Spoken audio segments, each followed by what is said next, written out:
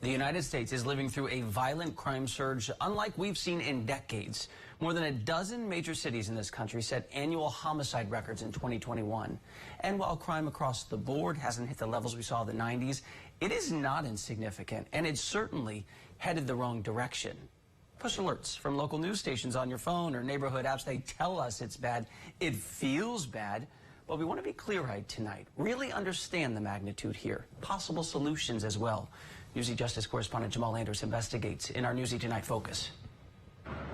As the nation enters its third year fighting COVID, there's another widespread problem the U.S. can't seem to get a handle on: gun violence. And some experts say there's a connection. We had a very violent weekend in Milwaukee. There's a swell of guns being pumped into communities like ours. The rapid nature of the incidents of homicide are so overwhelming that the detectives cannot get ahead of it. Since 2019, there's been 2 full years of record-breaking gun violence across the country in big cities like Chicago, Philadelphia, and Atlanta, and smaller ones too, like Richmond, Virginia, and Rochester, New York. At least 9 major cities across the country set new one-year homicide records in 2021.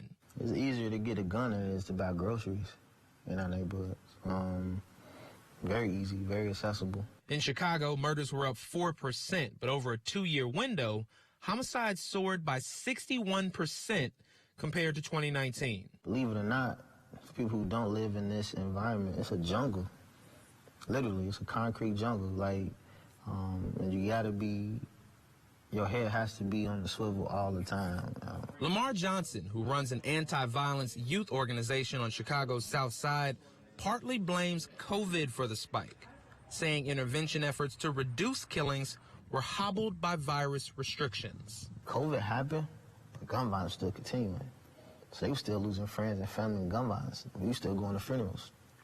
We were still dealing with trauma. COVID literally stopped that because we're so interpersonal. Community-led violence intervention organizations across the country had to scramble to adapt their programs to a post-COVID world. COVID-19 and this pandemic has just been the perfect storm for, really re-injuring and re-traumatizing already traumatized communities. Kyle Fisher is the policy director for the Health Alliance for Violence Intervention and works as an emergency room physician. He's seen COVID and gun violence up close. We have a lack of social services with interruptions in being able to get aid and resources. We have the social isolation from having to quarantine. Think about things as simple as like the YMCA, where people go to, play basketball and meet up with friends. Those were things that were shut down.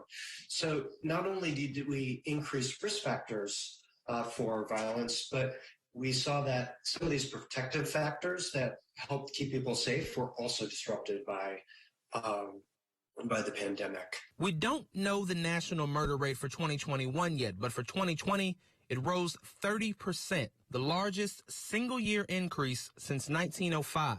This stark rise in homicides is an abrupt change on the national level, where murder has been trending downward for more than 30 years. While homicide investigations can vary widely from county to county, the national clearance rate has been moving in the wrong direction. The Council on Criminal Justice reported that homicide clearance rates have been declining for a decade.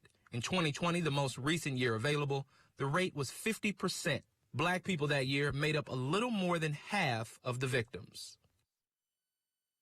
Now, Chance, some of the other reasons cited by criminologists for this historic rise in gun violence are COVID restrictions, taking officers off the streets, plus record retirement and staffing shortages, a proliferation of guns across the country, as well as a general mistrust of police can lead to those community members not being willing to work with officers to help bring down that clearance rate.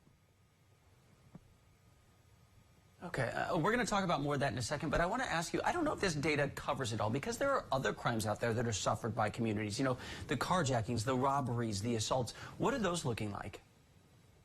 Well, you know, if you look at the FBI's numbers, there's 2 major trends. Violent crime, as we mentioned, has been going up.